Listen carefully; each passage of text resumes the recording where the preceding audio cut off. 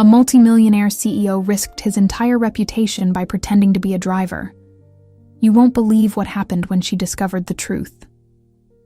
The rain hammered against the terminal windows like accusations, each drop a tiny fist demanding entry. Nora Bennett pressed her forehead against the cold glass, watching luxury sedans glide through the pickup lane while her phone displayed the same cruel message. Driver canceled. Surge pricing active. $287 to downtown Denver. Behind her, the last flight from Boston had disgorged its passengers into the December night, leaving her alone with her battered suitcase and the sinking realization that she'd just spent her last comfortable dollars on a plane ticket to a city where she knew exactly one person, her dying grandmother. Still waiting? The voice came from her left, low and amused. She turned to find a man in a simple black jacket and jeans, car keys dangling from one finger. Dark hair, darker eyes, the kind of face that would photograph well, but seemed almost too composed in person, like he was always aware of being watched. He gestured toward the exit. "I saw you an hour ago. Your ride ghost you?" "Cancelled," Nora said, straightening. "Apparently my money's not good enough during Christmas week." His mouth twitched. "I'm headed downtown anyway." "Need a lift?" Every instinct her mother had drilled into her screamed danger. Never accept rides from strangers. Never trust a man who approaches you in an empty terminal. But her grandmother's voice on the phone 3 days ago had been so thin, so fragile. "Come soon, sweetheart. There's something I need to tell you." And her bank account showed $43.17. "You a serial killer?" she asked. "Not today." He was already walking toward the exit, assuming she'd follow. She hated that she did. The parking garage smelled like gasoline and winter, that peculiar Denver combination of dry cold and altitude. He led her to a black SUV that looked expensive but not ostentatious, the kind of vehicle that whispered money rather than shouted it. As he loaded her suitcase, she noticed his hands. No wedding ring, no calluses, nails too clean for manual labor. "You always pick up stranded women at airports?" she asked as they pulled onto Peña Boulevard, the city lights a distant constellation ahead. "Only the ones who look like they're about to commit a felony against a ride-share app." He glanced at her, and something in his expression softened. "Bad day? Bad year." The words slipped out before she could stop them. She turned toward the window, watching the planes blur past. "My grandmother's dying. I haven't seen her in 5 years because I was too busy trying to save a coffee shop that failed anyway. And now I'm flying across the country with $43 and a suitcase full of clothes that don't fit anymore, because apparently stress makes you lose weight in all the wrong places." Silence filled the car. She waited for him to offer platitudes, to fill the space with uncomfortable sympathy. Instead, he said, "The not fitting anymore part is the worst. Like your body's betraying you on top of everything else." She looked at him sharply. He kept his eyes on the road, but his jaw was tight. "Where downtown?" he asked. She gave him her grandmother's address, a converted Victorian in Capitol Hill that had been split into apartments sometime in the 70s. As they drove, she studied him in the dashboard light. He drove like someone who'd learned in a different country, or maybe just learned young, with a particular care that suggested he thought about consequences. "I'm Nora," she said finally, "in case you need a name for the missing persons report." "Ethan." He didn't offer a last name. "And you're safe, I promise." The strange thing was, she believed him. Maybe it was exhaustion, or desperation, or the way he'd known about clothes not fitting, like he'd lived through his own version of everything falling apart. But as they descended from the highway into the glittering grid of downtown Denver, past the state capitol's gold dome and into the tree-lined streets of her grandmother's neighborhood, Nora felt the first loosening of the knot in her chest that had been there since the coffee shop closed. "This is it," she said, as he pulled up to a house with a sagging porch and Christmas lights that had gone dark in places, creating a gap-toothed smile of red and green. But before we go further into this night, tell me in the comments where in the world you're watching from. Like this video so this story reaches more hearts, and subscribe to follow what happens next. Ethan put the car in park but didn't kill the engine. You gonna be okay? Why do you care? The question came out sharper than she meant it. He turned to look at her fully, and something in his dark eyes made her breath catch. Because you remind me of someone I used to be.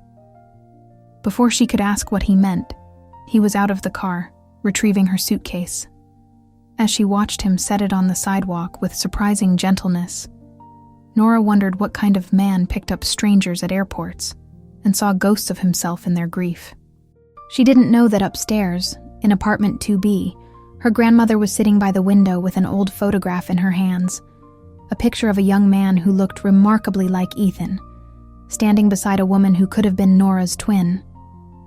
She didn't know that in less than 24 hours, that photograph would rewrite everything she thought she knew about her family, her past, and the stranger who'd just driven her home through the rain.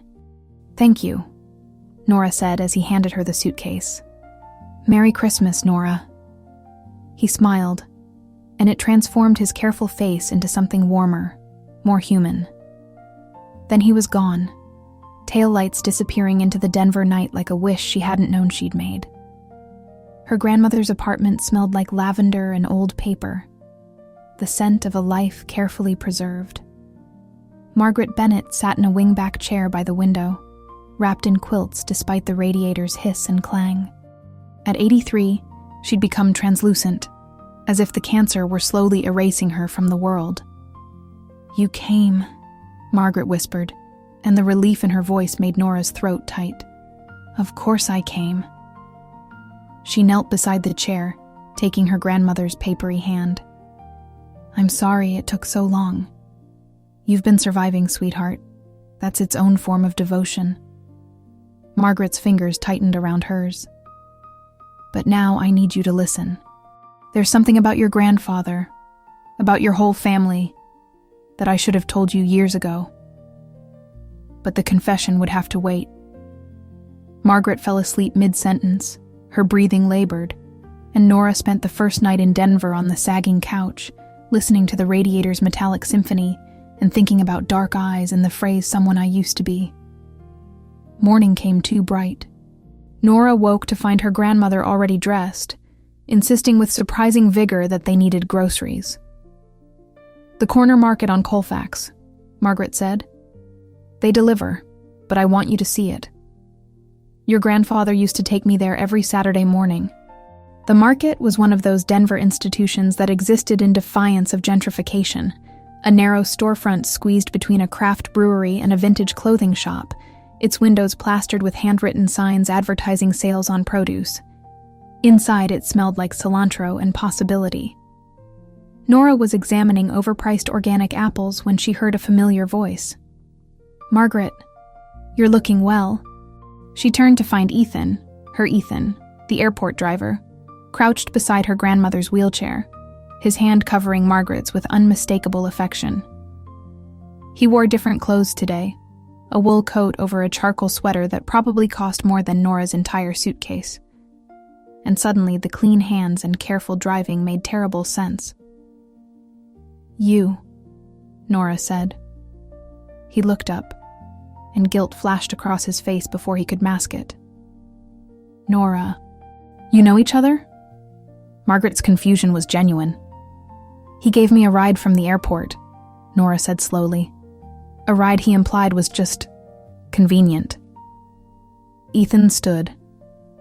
In the cramped aisle, they were too close, and she could smell his cologne, something expensive that made her think of cedar and winter nights. "It was convenient. I was there. At the airport, at midnight, on a Tuesday, just hanging around. I was returning from Boston." His voice held an edge now, defensive. "I saw someone who needed help. I helped. How do you know my grandmother?" Margaret made a small sound, something between distress and resignation. "Nora, sweetheart, this is Ethan Cross." The name meant nothing to her for a full 3 seconds. Then it hit like cold water. Cross Industries, Cross Financial Group, Cross Real Estate Development. The name on half the cranes reshaping Denver's skyline, the billionaire CEO who'd been profiled in Forbes for turning 35 and tripling his father's already obscene fortune. "Oh my God." She stepped back, bumping into the Apple display. I told you about my coffee shop failing. I told you I had $43. You needed someone to listen." His jaw was tight again, that careful control back in place. "Not someone to judge. No, you needed to feel like a good person slumming it with the peasants." Anger felt better than humiliation. She grabbed her grandmother's wheelchair. "We're leaving." "Nora, wait." Margaret's hand on her arm was surprisingly strong, but she was already pushing toward the exit, past organic kale and artisan bread, past the life Ethan Cross lived where money was so abundant it became invisible. Behind her, she heard Margaret say something apologetic, heard Ethan's low reply, but she didn't stop until they were back on the sidewalk, the December sun sharp and cold.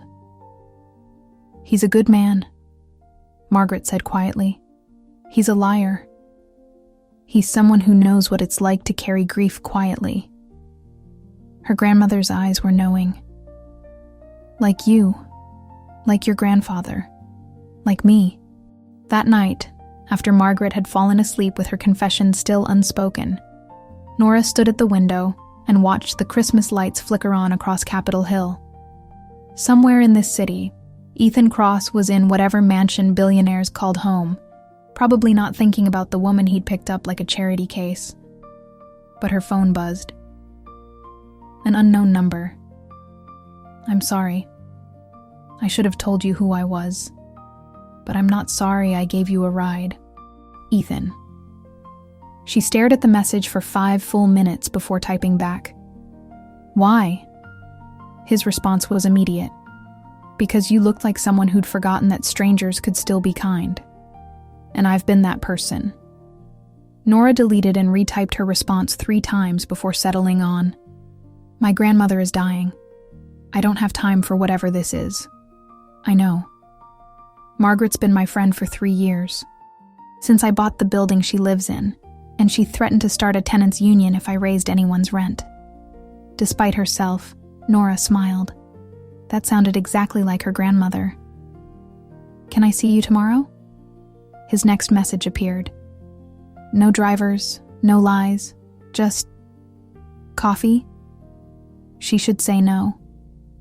She should focus on Margaret, on the confession waiting to be told, on finding a way to rebuild her life from $43 and a broken heart. But instead, she found herself typing, "There's a place on 13th called the Weather Vane, 10 a.m., and you're buying. Deal." She set her phone down, her reflection ghostly in the window glass. Behind her, Margaret's breathing was a soft rhythm, counting down to something inevitable. Outside, Denver glittered with money and possibility, and men who drove like they'd learned to expect consequences.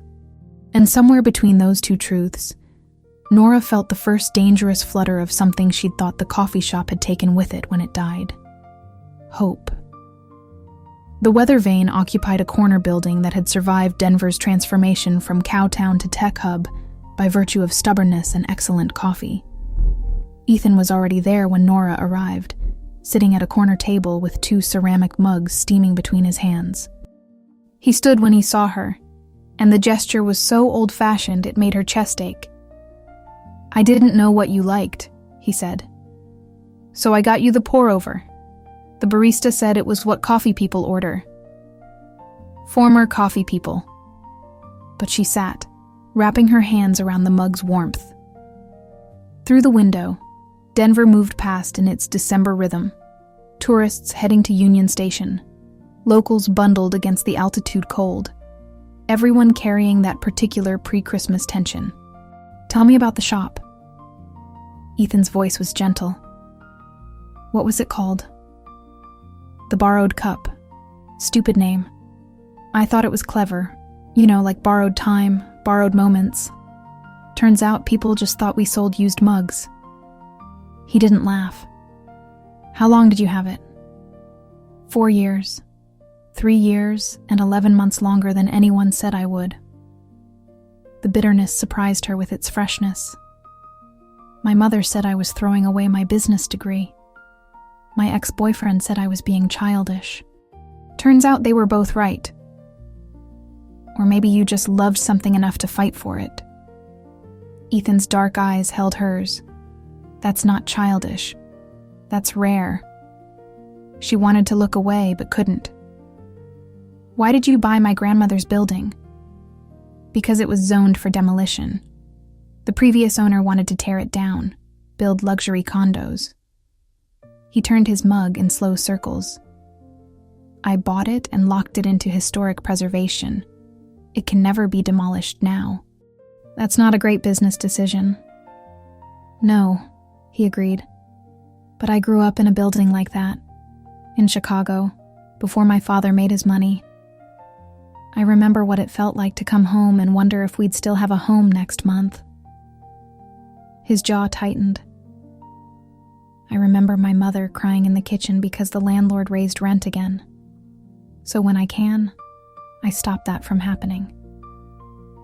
The confession hung between them, raw and honest. Nora felt something shift inside her chest, a wall she hadn't known she'd built starting to crack. Your grandmother talks about you constantly, Ethan said. She has this story about you at 7, trying to sell lemonade to pay for her birthday present. I made $12. Nora smiled at the memory. Bought her a terrible ceramic bird. She still has it, on her nightstand. The image of her grandmother, dying in that small apartment with a child's gift beside her bed, made Nora's throat close. She says she has something to tell me. About my grandfather. She keeps starting, then falling asleep or changing the subject.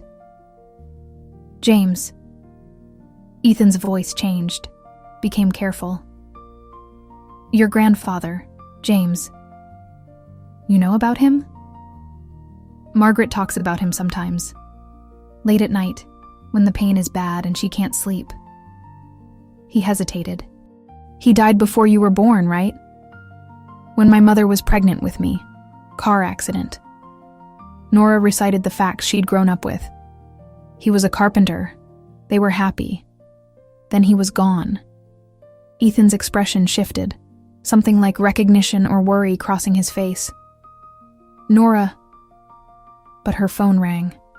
The hospital. Margaret had collapsed. They were taking her to Denver General. Nora was moving before the nurse finished talking, Ethan already on his feet beside her. I'll drive you, he said, and she didn't argue. The hospital was all fluorescent lights and antiseptic smell and waiting rooms designed to make time feel meaningless. Margaret was stable but weak, the doctor said. The cancer was moving faster than expected. Weeks, maybe, not months. Nora sat beside her grandmother's bed, holding a hand that felt like paper and bird bones. Ethan had stayed, sitting in the corner like a silent sentinel, and she was grateful for his presence in a way she couldn't articulate. I'm sorry, Margaret whispered, her eyes fluttering open. I waited too long to tell you. Tell me what, Grandma? About who you are, about where you come from. Her fingers tightened. James wasn't just a carpenter, sweetheart. He was... She coughed, a wet sound that made the monitors spike. He was James Henry Cross. The name dropped into the room like a stone into still water. Nora felt Ethan go rigid in the corner. Cross, she repeated numbly. As in Ethan's grandfather, Margaret finished. James was Ethan's father's older brother. He walked away from the family fortune to marry me, a teacher's daughter from Illinois. His father never forgave him. When he died, they wrote him out of every record, every photo, every history, like he'd never existed. The room tilted. Nora looked at Ethan, whose face had gone pale. "We're related," she said. "Cousins?" Margaret confirmed. "Second cousins, maybe? I lose track. But family. Which is why I asked Ethan to watch over you, to find you at the airport, to..." "You asked him?" Nora stood, the betrayal sharp and immediate. "This was all a setup?" "Nora." Ethan was standing too now. "You knew. You knew who I was, and you let me talk about my failed business, my $43. You let me feel like..." She couldn't finish. The humiliation was too complete. "I wanted to tell you," he said, his voice rough. "But Margaret asked me to wait, to let you settle, to..." "To what?" "Evaluate whether the poor relation was worth claiming." She grabbed her coat. "Thank you for the ride, for the coffee, for the performance." It wasn't a performance. He stepped toward her, and something in his expression stopped her at the door. "Everything I said was true. You did remind me of who I used to be. Someone who loved something enough to lose everything for it. Someone who'd been erased by people who thought money mattered more than..." "Than what?" His voice dropped to barely a whisper. "Than being human." But she left anyway, walking out into the hospital corridor with its smell of dying and its fluorescent accusation. Behind her, she heard Margaret call her name, heard Ethan's low voice answering, but she kept moving until she was outside in the December cold, the altitude making her lungs burn and her eyes water. Or maybe that was just grief. She stood on the corner of Colfax Avenue, watching Christmas lights blink on across the city, and tried to process the impossible mathematics of family and betrayal, of kindness that turned out to be obligation, of a grandfather she'd never known who'd given up an empire for love. Her phone buzzed. "Ethan, I'm sorry isn't enough. But I am, for all of it." She didn't reply, but she didn't delete the message either. Margaret came home from the hospital 3 days later, weaker but insistent. "I don't die in institutions," she told the doctors. "I die in my own bed, with my granddaughter beside me." Nora hadn't answered any of Ethan's messages. She spent her days caring for her grandmother, learning how to manage morphine doses and comfort in the face of the inevitable. Hospice came twice daily, the apartment filled with the particular silence of waiting. But on the fourth night, Margaret's confession came flooding out like a dam breaking. She told Nora everything. How James Cross had met her at a teachers' conference in 1962. How he'd courted her with poetry and promises. How his family had threatened to disown him if he married beneath his station.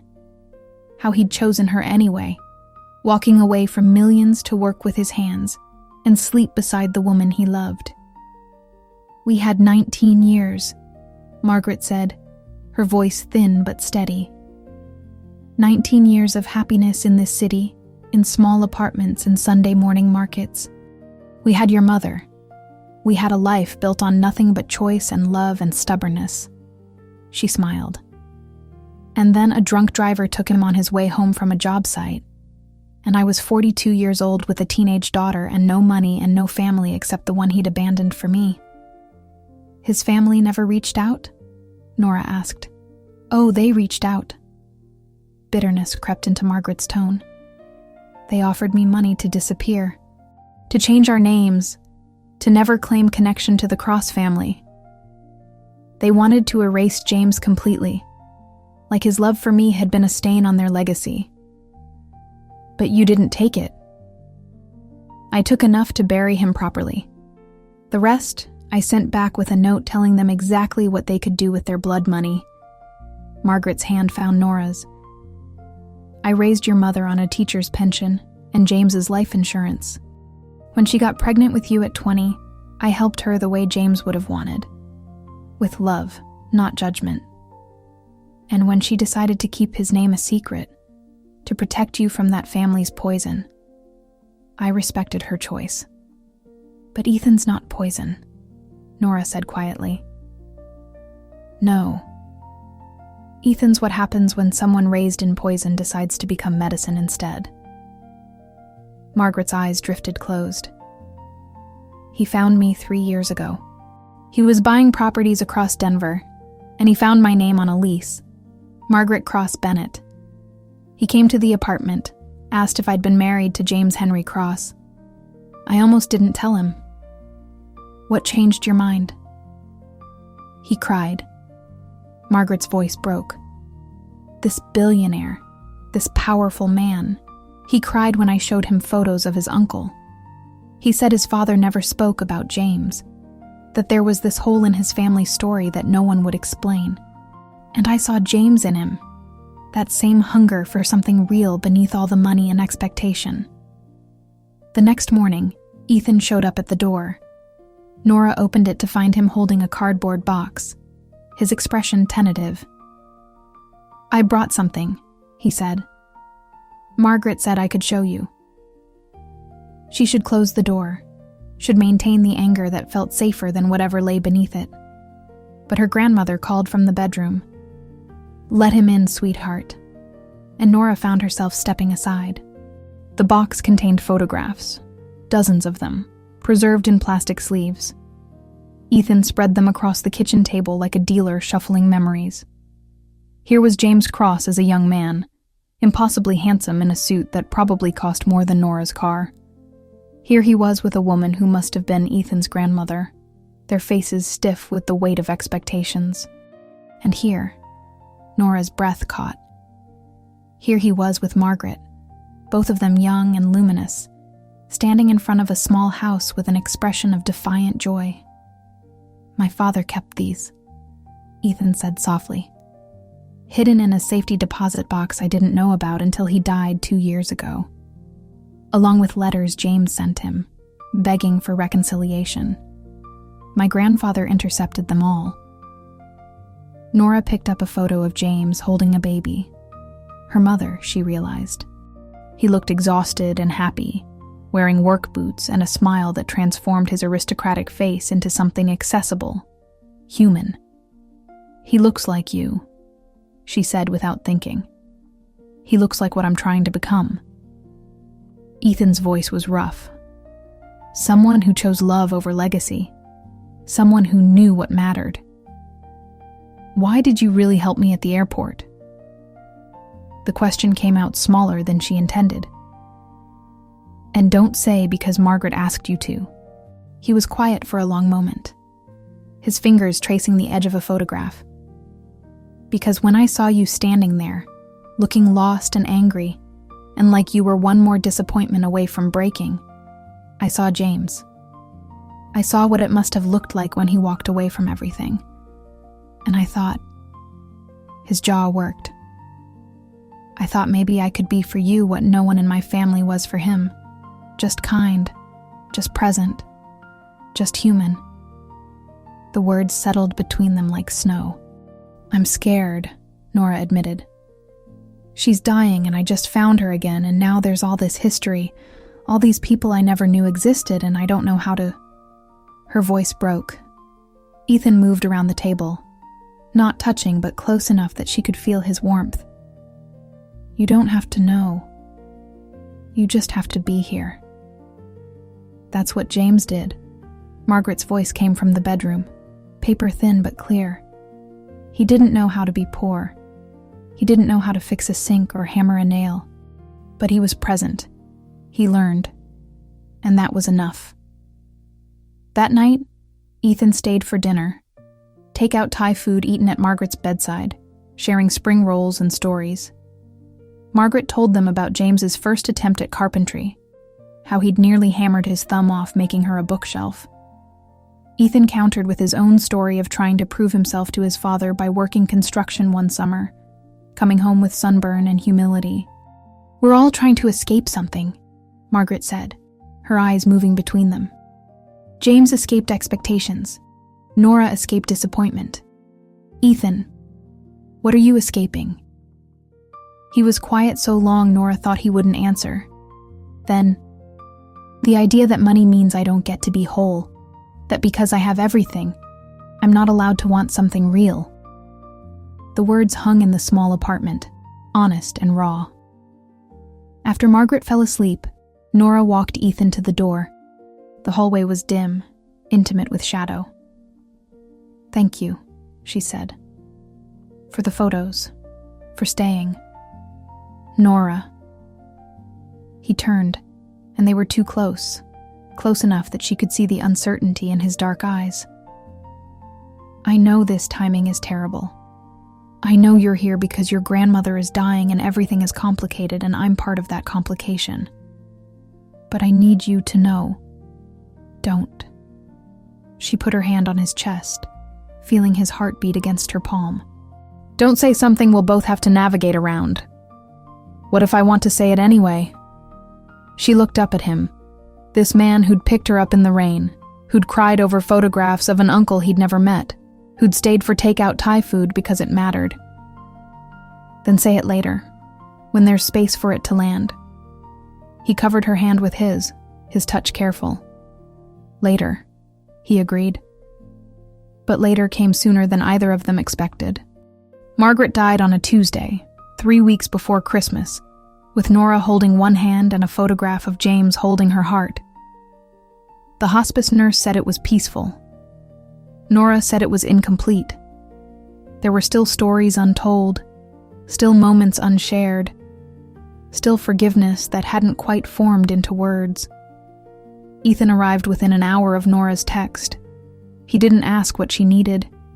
He simply started making phone calls, handling the logistics of death with quiet efficiency. Funeral home, death certificate, notifications, all the brutal machinery that turns a person into paperwork. "You don't have to do this," Nora said, watching him from Margaret's wingback chair. "Yes, I do." He looked up from his phone. She was family. Your family. The word felt foreign and necessary all at once. The funeral was small, a handful of Margaret's teacher friends, neighbors from the building, the barista from the weather vane who remembered her order. Nora stood in the front row of a small chapel in Capitol Hill, listening to a minister who'd never met her grandmother describe a woman composed of platitudes and gentle lies. It was Ethan who stepped forward, interrupting the service with apologies and something clutched in his hand. "I'd like to read something," he said, "if that's okay." He unfolded a letter, yellowed with age, his voice steady as he read. "Dear Thomas, I know you don't understand why I chose Margaret over the family name. You think I'm throwing away my inheritance, my future, everything Father built. But here's what you don't understand. I'm not throwing it away. I'm trading it. For morning coffee with a woman who laughs at my terrible jokes. For a life where money is something you earn, not something you inherit. For children who'll know their father's hands have calluses and his heart has chosen them over ease every single day. I'm not asking for your blessing. I'm telling you I'm happier than you've ever been. And someday, when you're standing in a house so big you can't hear your own family breathing, I hope you'll understand that I didn't lose anything. I found everything. Your brother, James." Ethan's voice cracked on the last line. He folded the letter with careful hands, looked directly at Nora. "Margaret kept this. She showed it to me a month ago and said I should read it when..." He couldn't finish. After the service, people offered condolences in the particular language of grief, casseroles and sympathy and well-meaning promises to stay in touch that everyone knew were gentle lies. Nora accepted them with numb gratitude, her mind far away in the space where her grandmother used to be. It was only when everyone had gone, when she stood alone in Margaret's apartment surrounded by a lifetime of careful accumulation, that she finally broke. The sobs came from somewhere deep and primitive, the sound of a child who'd just realized she was alone in a way she'd never been before. Ethan found her on the floor of the bedroom, surrounded by photographs. He didn't speak. He simply sat beside her, his shoulder against hers, and waited. "I wasted 5 years," she finally said, her voice wrecked. 5 years because I was too proud to admit the shop was failing, too stubborn to ask for help, too ashamed to come home and let her see me broken. And now she's gone and I can't get those years back. No, Ethan agreed quietly. You can't. The honesty was unexpected and somehow comforting. But you came back, he continued. You were here at the end. You held her hand. She died knowing you'd learned what James learned. That failure isn't the end of love. That sometimes the bravest thing you can do is let something die so you can come home. Nora turned to look at him. This man who should have been a stranger, but felt like something inevitable. How do you know what to say? Because I spent 2 years after my father died, wishing I'd told him I forgave him for being a coward, for choosing money over his brother, over integrity, over love. Ethan's eyes were bright with unshed tears. Margaret taught me that forgiveness isn't about them. It's about us. About choosing to carry love forward instead of bitterness. She reached for his hand, threading her fingers through his. I don't know how to do this alone. Then don't. His thumb traced circles on her palm. I'm here. I'm not going anywhere. You barely know me. I know you loved something enough to lose everything for it. I know you came home when it mattered. I know you make terrible jokes when you're nervous and you cry quietly like you're apologizing for taking up space. His voice dropped. And I know that when I saw you at the airport, something in me recognized something in you. And every day since then has been me trying to find the courage to say what I'm about to say. Ethan, I'm falling in love with you. The words came out rough, honest, like he was confessing a crime. I know the timing is impossible. I know you're grieving. I know I'm a complication you don't need, but Margaret told me the night before she died that life's too short to be careful with love, that James taught her real courage is saying what matters before you run out of time to say it. Nora's breath caught. She told you to tell me this? She told me not to be an idiot. A smile ghosted across his face. She said James spent 2 months working up the courage to ask her out, and she'd wasted enough time watching me do the same thing. Despite everything, Nora laughed. A wet, broken sound. She was a meddling romantic. She was right. Ethan lifted their joined hands, pressed his lips to her knuckles. You don't have to say anything back. You don't have to feel the same way. I just needed you to know that you're not alone. That someone sees you, all of you, the failure and the grief and the terrible jokes, and thinks you're extraordinary.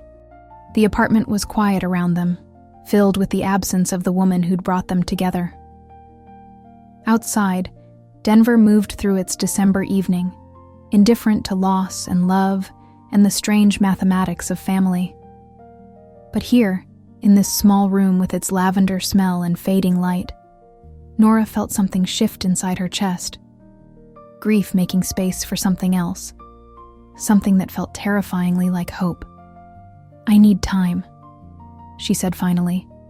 I need to bury my grandmother and figure out what happens next and breathe without feeling like I'm drowning. Take it. Ethan's hand tightened around hers. I'll be here. Promise? Promise. She leaned her head against his shoulder, and they sat like that as the evening deepened into night. Two people who'd been strangers 2 weeks ago, now bound by death and confession and the legacy of a man who'd chosen love over empire and made it look like the easiest thing in the world. Christmas came to Denver with indecent cheer. Lights strung across every surface, carols bleeding from store speakers, the city determined to celebrate despite individual grief. Nora spent the holiday week sorting through Margaret's belongings, each item a small story. The terrible ceramic bird from childhood, a pressed flower from her wedding day, James's old work jacket still faintly smelling of sawdust and love. Ethan came by every day. Sometimes with food, sometimes with help lifting boxes, always with the quiet presence that made the impossible task of dismantling a life feel bearable. They didn't talk about his confession. It sat between them like a third person in the room, patient and undeniable. On Christmas Eve, Nora found the photographs, a shoebox hidden in the back of Margaret's closet, filled with images of James and Margaret's life together. The early years in Chicago, young and idealistic. The move to Denver, their first apartment. James learning carpentry, his hands gradually transforming from smooth to calloused in the sequential images. Margaret pregnant, radiant. Their daughter, Nora's mother, at various ages, always with her father's arm around her shoulders. And tucked in the bottom, a letter addressed to Nora in her grandmother's careful handwriting. My dearest Nora, if you're reading this, I've kept my promise to tell you everything, or I've run out of time to tell you in person. Either way, I need you to know, you come from people who chose love over safety. Your grandfather walked away from millions because he'd rather build a life with his hands than inherit one built on other people's labor. Your mother kept you even when the world told her she was too young, because she'd learned from her father that love is always worth the risk. And now you. My brilliant, stubborn granddaughter who fought for a dream until she couldn't anymore. Who came home even when it was hard. Who learned the same lesson we all do eventually. That losing something you love doesn't mean you failed. It means you had the courage to love something in the first place. I've asked Ethan to watch over you, but I suspect by the time you read this, you won't need watching over. You'll need someone to walk beside you, someone who understands that real wealth isn't money. It's finding someone who sees you completely and chooses you anyway. Be brave, sweetheart. Not the kind of brave that refuses to fall, the kind that falls and gets back up. The kind that chooses love even when it's terrifying. All my love. Grandma Nora was crying before she finished. Ethan found her like that, sitting on the bedroom floor with the letter clutched in her hands. She knew, Nora said. She knew you were going to tell me. He knelt beside her. She told me I was an idiot for waiting. Said James proposed to her on their second date. Because when you know, and wasting time is the only real sin. Was she right? The question came out smaller than she intended. Do you know? Ethan took the letter from her hands, set it carefully aside. Then he took both her hands in his thumbs tracing patterns on her palms. I knew at the airport. When you asked if I was a serial killer and got in the car anyway, like you were too tired to care if I was dangerous. I saw someone at the end of her rope who was still brave enough to trust a stranger. And I thought, that's someone extraordinary. I was desperate, not brave. You were both. His eyes held hers. And every moment since then has just confirmed what I knew that night. That you're someone who fights for what you love, who shows up even when it's hard, who makes terrible jokes to avoid dealing with real emotions. I do not. Who interrupts instead of accepting compliments. He smiled. Who's scared and grieving and probably not ready for this, but who I'm falling more in love with every single day. The words settled around her like snow, quiet and transformative. Outside, church bells rang for Christmas Eve services. Inside, in this small apartment that smelled like lavender and loss, Nora felt the last of her walls crumble. I don't know how to do this, she admitted. I don't know how to be with someone who has everything when I have nothing. I don't know. Stop. Ethan's voice was firm. I don't have everything. I have money. I have property. I have a company my father built that I'm trying to transform into something that honors James, instead of erasing him. He leaned closer. But I don't have someone who makes me laugh. Someone who challenges me. Someone who reminds me that the bravest thing my family ever did was walk away from what we were supposed to be. I'm a mess, she whispered. So am I. His forehead touched hers. So was James. So was Margaret. Love isn't about being perfect. It's about being honest. She kissed him. It was tentative at first, a question more than an answer. But then his hands came up to frame her face, and she was leaning into him, into the possibility of something that felt terrifyingly right. He tasted like Christmas, and cedar, and promises. And when they finally pulled apart, both of them were crying. "I'm not ready," she said against his mouth. "Neither am I. This is a terrible idea. Probably. But I'm falling for you too." The confession came out broken and true, and it scares me more than anything. Ethan kissed her forehead, her cheeks, her lips. "Then we'll be scared together." But being scared together, Nora would learn, meant facing things neither of them had anticipated. The call came 2 days after Christmas. Ethan's phone, his assistant's voice tight with urgency. "We have a problem. The board wants an emergency meeting. Someone leaked information about your connection to the Bennett woman. They're saying it's a conflict of interest, that you've been using company resources for personal matters." Nora watched his face change, watched the CEO mask slip into place. "I'll be there in an hour." He hung up, looked at her with something like resignation. "I have to go to the office." "What's wrong?" "My board found out about us. About you being James's granddaughter." His jaw tightened. "About me buying your grandmother's building and preserving it instead of developing it. They think I'm being sentimental at the company's expense." "Are you?" He smiled, but it didn't reach his eyes. "Absolutely. James would have been proud." The board meeting was in a glass tower downtown, the kind of building that announced its importance through sheer height and expense. Ethan brought Nora with him, despite her protests, his hand firm in hers as they rode the elevator to the 40th floor. "You don't have to defend me," she said. "Yes, I do." His eyes met hers in the elevator's mirrored walls. "Because they're not attacking you. They're attacking everything James stood for, everything I'm trying to build." The boardroom was all polished mahogany and hostile faces. 12 men and women in expensive suits, each of them radiating the particular disdain of people who believed money equaled wisdom. Mr. Cross, the chairman, a silver-haired man named Donald Sterling, gestured to the head of the table. "Please sit. We need to discuss your recent decisions." Ethan remained standing, Nora beside him. "I assume you mean the preservation of the Capitol Hill property." "Among other things," Sterling's eyes flicked to Nora, dismissive.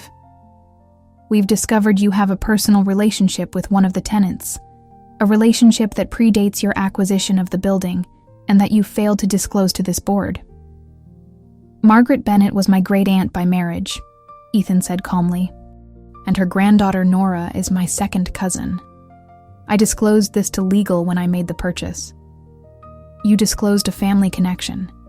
You didn't disclose a romantic relationship with the heir to the property." Another board member, a woman in a severe blazer, leaned forward. "A relationship that could be seen as you using company resources to benefit your personal life." "The property is worth more preserved than developed," Ethan countered. "We've got historic tax credits, positive press, and a stable tenant base. It's a sound investment." "It's a sentimental gesture." Sterling's voice was cold. "And this board doesn't make decisions based on sentiment. We make them based on profit. Your father understood that. Your grandfather certainly did. It seems you've forgotten the lesson." Nora felt Ethan tense beside her. She squeezed his hand, whispered, "You don't have to do this." But he was already speaking, his voice carrying across the room with unexpected force. "My grandfather was wrong. My father was wrong. And if this board thinks profit is the only thing that matters, then you're all wrong." The room went silent. James Cross, my uncle, Nora's grandfather, walked away from this family because he understood something none of you do. Ethan's hand tightened around Nora's. that money is just a tool. That real wealth is measured in relationships, in integrity, in the legacy you leave that isn't just a balance sheet.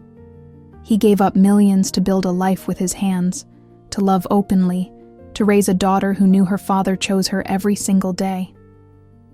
Mr. Cross. Sterling tried to interrupt. I'm not finished. The command in Ethan's voice silenced him. For 3 years, I've been trying to transform this company into something that honors James instead of erasing him. Buying properties and preserving them instead of demolishing them. Paying fair wages. Treating people like human beings instead of assets. And you fought me every step of the way because you think compassion is weakness and sentiment is failure. He turned to Nora, his expression softening.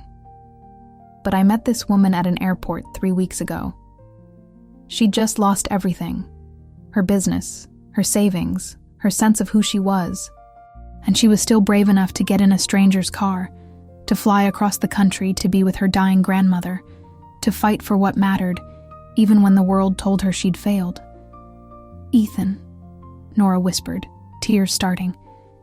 She's taught me what James tried to teach this family 60 years ago, that the only real failure is choosing safety over truth, money over love, legacy over humanity.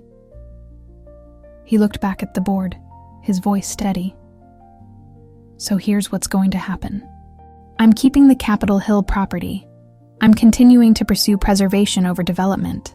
And I'm publicly claiming Nora Bennett as family, not as some secret to be hidden, but as someone I'm proud to be connected to. The board will vote you out, Sterling said quietly. Then vote me out. Ethan's voice didn't waver. But do it knowing that 50 years from now, history will remember James Cross as the brave one, the one who chose love over empire and made it look easy. And you'll all be forgotten, just names on plaques in buildings that don't matter. He turned, taking Nora's hand. Come on, let's get out of here. They walked out together, leaving the boardroom in stunned silence. In the elevator, Nora finally found her voice.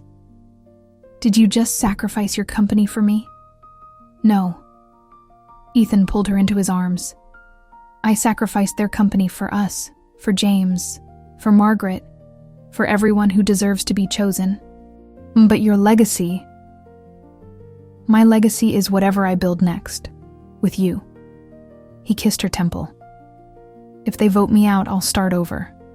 I'll do what James did, build something real with my hands and heart instead of inherited money and someone else's vision. The elevator doors opened to the lobby, Christmas decorations still bright and defiant. Outside, Denver glittered with money and possibility, and the legacy of a man who'd walked away from everything to prove that love was worth more than gold. Nora looked up at Ethan, this man who'd picked her up in the rain, who'd cried over photographs, who'd just walked away from an empire to defend her honor. What happens now? He smiled, and it transformed his face into something unburdened, young. Now we figure it out together. No empire, no expectations, just us. Just us, she repeated. And somehow, impossibly, it felt like enough. 6 months later, Nora stood in the corner unit of Margaret's building, now officially renamed the James Cross Commons, and watched spring arrive in Denver. The apartment had been transformed into a coffee shop, but not the kind she'd run in Boston. This one was small, deliberate, filled with Margaret's furniture and photographs of James working at his bench, of young love in a converted Victorian. The Borrowed Cup, 2nd edition, the sign read. Below it, in smaller letters, in memory of those who chose love over legacy. Ethan came up behind her, wrapping his arms around her waist. The barista you hired quit again. 3rd one this month. She leaned into him. Maybe I'm terrible at this. Or maybe you're building something real, and real things take time. He kissed her neck. James's first bookshelf collapsed. Margaret said it took him 3 tries to make one that actually held books. The board had voted Ethan out, as promised. But they'd done it quietly, with generous severance and non-disparagement clauses, because even they understood the optics of firing a CEO for honoring his family. Ethan had taken the money and invested it in preservation projects across Denver, buying historic buildings and protecting them from development. He worked from a small office on Colfax now, drove a practical car, wore jeans more than suits. He'd never been happier. "I got an offer on the business today," Nora said quietly. "A chain wants to buy the name, franchise the concept. They said they'd keep the memorial, the photos, all of it. But it wouldn't be ours anymore. It would be a brand." She turned in his arms to face him. "And I think I'd rather have something small and real than something big and hollow." Ethan smiled. James would agree. They'd gotten married in April, in Margaret's apartment before it became the coffee shop, with just a handful of friends and a minister who understood that some ceremonies were about honoring the past as much as celebrating the future. Nora wore her grandmother's wedding dress, altered to fit. Ethan wore his uncle's work jacket over his suit, the one that still smelled faintly of sawdust. The James Cross Commons had become a neighborhood institution, the kind of place where people lingered over coffee and felt the weight of stories in the walls. Nora had hired tenants from the building to work there, paying them wages Ethan helped her calculate to be truly fair. It wasn't profitable yet, might never be profitable in the way her Boston shop had tried to be, but it was sustainable. And it was true. "I have something to show you," Ethan said now, taking her hand. He led her to a room they'd left empty, a corner space with big windows overlooking Colfax. "I've been working on this." Inside, the room had been transformed into a workshop. Woodworking tools lined the walls, a bench dominated the center, and on it, half finished, was a bookshelf. "You're building furniture," Nora said, something warm blooming in her chest. "I'm learning to build furniture." He ran his hand over the rough wood. "It's harder than it looks. I've already hammered my thumb twice. But I thought, James learned carpentry because he wanted to build something with his hands. Something that would last beyond money and legacy. And I want to do the same." Nora walked to the bench examining his work. It was amateur, imperfect, the joints slightly crooked and the finish uneven.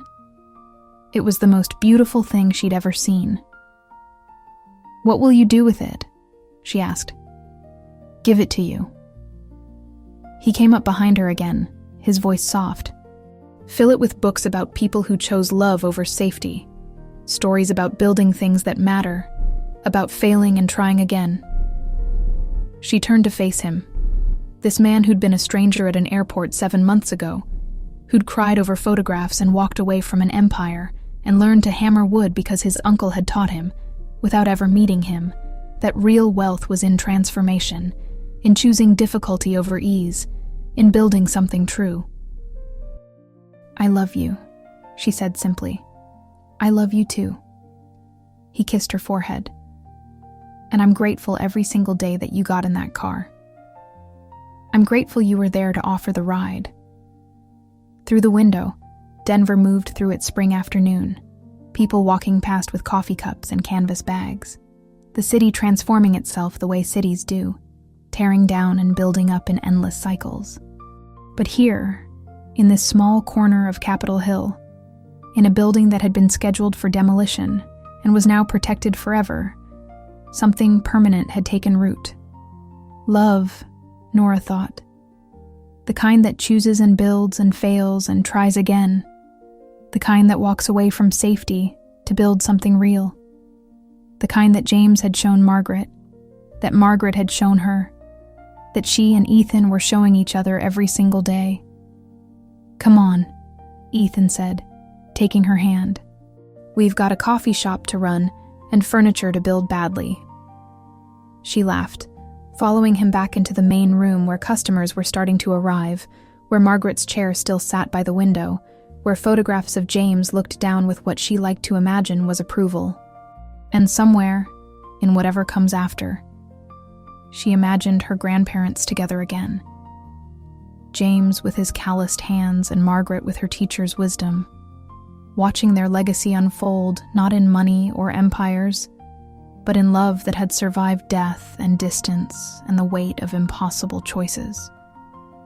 The bookshelf, when Ethan finally finished it 3 months later, was crooked and imperfect and beautiful. They put it in the coffee shop's reading corner, filled it with used books customers brought to trade, and carved a small dedication into the bottom shelf. For James and Margaret, who taught us that the bravest thing you can build is a life true to itself. In the end, this story isn't really about a CEO or an airport or even a grandmother's dying wish. It's about the courage to choose what feels true over what feels safe. About understanding that real wealth isn't measured in bank accounts, but in the moments we're brave enough to be honest. About our failures, our fears, our hopes. It's about knowing that legacy isn't what you inherit, but what you build. Not the empire you're handed, but the relationships you forge with your whole, imperfect, courageous heart. Margaret was right when she told Ethan that life's too short to be careful with love. James proved it when he walked away from millions to build bookshelves and morning coffee and 19 years of happiness. And Nora and Ethan learned it standing in an airport, in a hospital room, in a boardroom where he chose her over everything. Because in the end, the only question that matters is this: will you choose safety, or will you choose truth? Will you build what others expect, or what your heart demands? Will you inherit your life, or will you earn it with calloused hands and honest mistakes and the terrifying, beautiful act of loving someone completely? If this journey moved you, if it made you think about your own choices, the ones you've made and the ones still waiting, leave your rating from 0 to 10 in the comments. Tell me what resonated, what hurt, what made you believe in second chances. And if you think some stories aren't just meant to entertain, but to remind us what courage really looks like, the courage to fail, to build, to love without safety nets, then subscribe. Because there are more journeys ahead, more people choosing truth over ease, more reminders that the best things we build are never perfect. They're just real. And real, it turns out, is enough.